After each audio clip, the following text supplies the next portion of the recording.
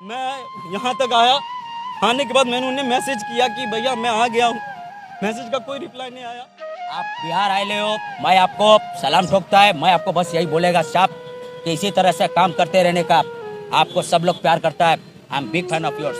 पहला उसके बाद आपका कॉल आता है और आप मुझे ये कहते हैं ना बिहार पीछे है, बिहार पीछे है, और बिहार वालों की वजह से बिहार पीछे है। बिहार के टैलेंट को रोंदा जा रहा है।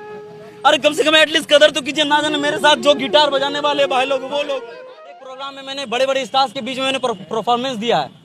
उन लोगों को जब पता है कि क्या वैल्यू है इस शख्सियत की जो बिहार से आया हुआ है। प्यार जो चीज़ है ना वो बहुत बड़ी चीज़ है, और इज्जत जो चीज़ है ना बहुत बड़ी दौलत। मेरी इस इज्जत को, यानी कि मेरी इस दौलत को पूरी तरह से नष्ट। देखिए उस माहौल में मैं सच बता रहा हूँ भैया, मैं यहाँ पर सिर्फ और सिर्फ इस वजह से आया था। मेरी जो ख्वाहिशें थी, मेरी जो अपेक्षाएं थी, उस चीज़ को मतलब रौंदा गया है। उस चीज़ को इस तरीके से रौंदा गया है कि मैं ये मतलब बता नहीं सकता। मेरा एक्सपेक्टेशन ये नहीं था कि सोनू सूद सर से मिल लेंगे। अरे भाई मैं भी एक्टिंग कर रहा हूँ, एक्टिंग के फील्ड में काम कर रहा हूँ, एक आर्टिस्ट हूँ, है ना। मैं एक आर्टिस्ट हूँ और कभी ना कभी सोनू सूद सर से मिल ही लेंगे। आने वाले कल भगवान का और आप लोगों का सपोर्ट रहा तो हम उनके साथ एक स्टेज शेयर करेंगे, उनके साथ मूवी करेंगे। हाँ हमें क्या ये भाई लोग साथ में, लेकिन मेरी क्या लालच थी भैया, आप लोग बताते हैं। हम मन में कभी भी खलीस नहीं रखे। हमको भनीश भैया ने बोला कि तुम आ जाना। मैंने उनकी बात में आकर मैं यहाँ तक आया, आने के बाद मैंने उन्हें मैसेज किया कि भैया मैं आ गया हूँ। मैसेज का कोई रिप्लाई नहीं आया। फिर जो इवेंट ऑर्गेनाइजर थी उनको मैंने एडजस्ट भी किया। ऐसा होटल दिया जा रहा था जहाँ पर मतलब मनीष भैया नहीं रहते, हम फिर भी एडजस्ट करके उन लोगों ने एडजस्ट किया मेरे लिए। इसके लिए थैंकफुल है कि एक रात का पनाह हमको मिला है। इसके लिए हम शुक्रगुजार हैं कि हमको एक रात का पनाह इवेंट ऑर्गेनाइजर वाले लोगों ने दिया।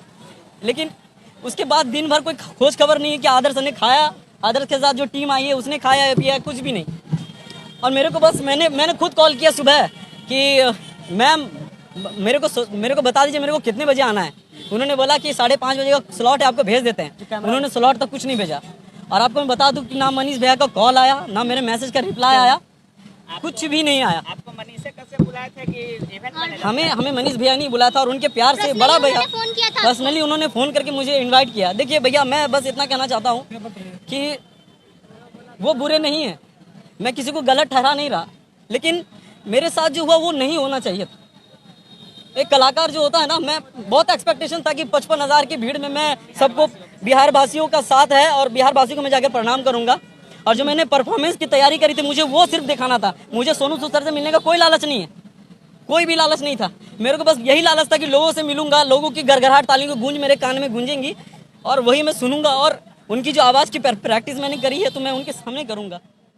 मैं किसी को बुरा भला नहीं कह रहा, एटलीस्ट मेरे कॉल का रिप्लाई तो कर देते, एटलीस्ट मेरे मैसेज का जवाब तो दे देते। तो ये बिल्कुल भी नहीं पता है। एक होता है कि चलिए आप बिजी हैं मनीष भैया, चलिए आप बिजी हैं, लेकिन आपका जो टीम है उससे तो कॉल करवा दीजिए कि आदर्श कहाँ है, खाया पिया कुछ नहीं। शुरुआत से लेके सिर्फ एक ही कॉल आया था मेरे पास रिकॉर्डिंग से भैया। शुरुआत से लेके मेरे को एक भी कॉल नहीं आया, ना रिप्लाई हुआ। और जब प्रोग्राम वगैरह खत्म हो गया, सूत उठ के उस प्रोग्राम के खत्म होने के बाद अगले दिन आज के सुबह 8 बजे उनका कॉल आता है। बोलते हैं कि कहाँ हो, आधे घंटे में आओ, तुमको सोनू सूद से मिलवा देते हैं। 1 मिनट रुकिए। लोग कहते हैं कि बिहार पीछे है, बिहार पीछे है।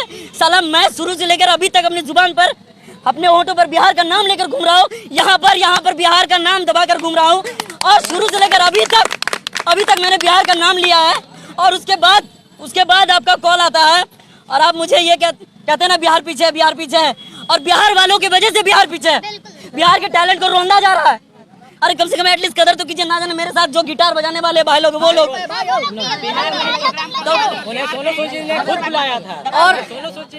और मैं आप लोगों से बस आज उन्होंने ये बोला, मेरे को इस बात का बुरा लगा। और मैं एक चीज आपको बता दूं कि जब मैंने इसके लिए टिकट के लिए गुजारिश करी थी, और ये प्रेस कॉन्फ्रेंस मैंने इसलिए किया है कि मैंने खुद बोला था कि मैं पटना आ रहा हूँ दोस्तों आप लोगों से मिलने के लिए। कहीं लोगों के मन में वो विचार ना रहे कि आदर्श क्यों नहीं आया। कम से कम वो विचार तो क्लियर हो जा सबके माइंड से कि आदर्श कहाँ रह गया, बोल कर नहीं आया। आदर्श क्यों क्या होटल में रह गया? कोई माँ का लाल हमको होटल में रोक के नहीं रख सकता। हमने अपने पैसे से, अपने भैया अमित भैया ने और अभिषेक भैया ने, रवि भैया लोगों ने मेरा साथ दिया। उन लोगों ने होटल की व्यवस्था किया है। पैसा हमने अपने जेब से लगाया है। और आज सुबह जब कॉल आता है उनका, बोलते कि आओ तुमको मिलवा देते सोनू सूद सर से। अरे हम खुद एक एक्टिंग के फील्ड में काम कर रहे हैं। हम एक ना एक दिन उनसे जरूर एक ना एक दिन स्टेज शेयर करेंगे, उसके बाद जरूर मूवी करेंगे। और फिर लास्ट में क्या बोलते हैं? लास्ट में बोलते हैं भैया जी हमको कि क्या आदर्श, ये सब तो लाइफ है, छोटा छोटा बात पे जो है इतना ही नहीं करने का, इग्नोर करके चलने का। अरे छोटा मोटा बात है ही? पत्रकार क्या होता है? हम आपसे पूछ रहे हैं, पत्रकार क्या होता है? छोटे छोटे गलतियों को उठाना। और आप एक पत्रकार होकर आप बोल रहे हैं कि छोटे छोटे बात को इग्नोर करते हुए चलो। अरे एक पत्रकार खुद बोल रहा है कि छोटे छोटे बात को। श्री कृष्ण जी ने कहा है श्रीमद् भागवत गीता में कि कर्म किए जा फल की इच्छा मत करे इंसान, जैसे कर्म करेगा वैसे फल देगा भगवान। ये है गीता का ज्ञान, ये है गीता का ज्ञान। और एक चीज और कहा है कि इस दुनिया में खास तौर पर मैं, जिनका महादेव जी का फैन हूँ और श्री कृष्ण जी का फैन हूँ, उन्होंने ये भी कहा है कि मेरी लड़ाई सिर्फ और सिर्फ मुझसे है। मेरे लेवल का मेरे कंपटीशन में सिर्फ कोई नहीं आ सकता, कोई माकालाल नहीं आ सकता मेरे कंपटीशन में। आदर्श के कंपटीशन में अगर कोई है तो वो आदर्श ही है। आदर्श को कोई अगर हरा सकता है तो आदर्श आनंद ही है। आदर्श को कोई अगर जिता सकता है तो आदर्श आनंद खुद है। ठीक है, मेरे कहने का तात्पर्य और मकसद यही है। गलत है और किसी कलाकार के साथ नहीं होना चाहिए था, होने भी नहीं देंगे। और मेरा कहने का मतलब भैया ये है कि आपको अगर हम भैया मानते हैं तो आपका फर्ज क्या बनता है कि छोटा भाई आया है, सामने से आप कॉल किए तो आप ही को ना पूछेंगे भाई। बात है देखिए, हम यही कहना चाहते हैं। देखिए माहौल थोड़ा गरम टाइप का हो गया है और आंसू से बहा, इसके लिए हम बहुत क्षमा प्रार्थी हैं। कहना यही है कि नहीं, पहले सुन लीजिए कुछ कह रहे हैं। शिकवा नहीं किसी से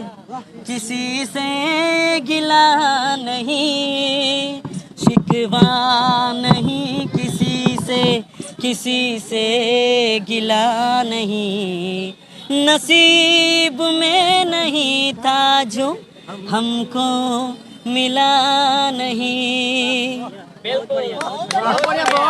और आगे उनके कहने पे हम ये कहना चाहेंगे कि छोटी मोटी बात इग्नोर करते हुए चलो, तो हमसे तो इग्नोर नहीं होगा भाई, क्योंकि छोटी बात नहीं है।